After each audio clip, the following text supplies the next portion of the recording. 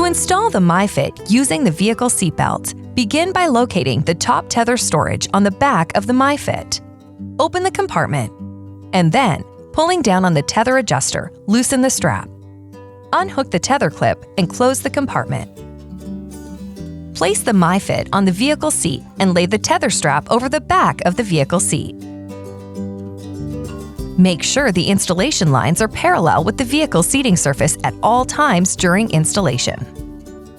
Squeeze the recline adjustment handle on the front of the MyFit and adjust it to upright or recline position as desired. Check to make sure the installation lines on the MyFit base have remained parallel to the vehicle seating surface.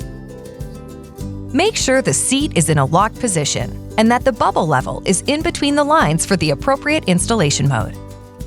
Check that the headrest of the vehicle seat does not interfere with the headrest of the MyFit. Unzip the side of the seat pad and flip open. Lift the headrest pad out of the way. Thread the seatbelt through the red harness mode seatbelt path on the side of the MyFit. Pass the belt along the back of the MyFit. Pull the vehicle belt down through the red harness mode seatbelt path on the opposite side of the MyFit and buckle the vehicle belt. To tighten the lap belt, push down on the MyFit while pulling up on the shoulder belt. Keep the belt tight and slide it into the side lock-off. Make sure to flip the headrest pad back in place and reattach the zipper on the backrest seat pad. Next, locate the tether anchor in your vehicle. Attach the tether hook and pull the adjuster strap to tighten the MyFit.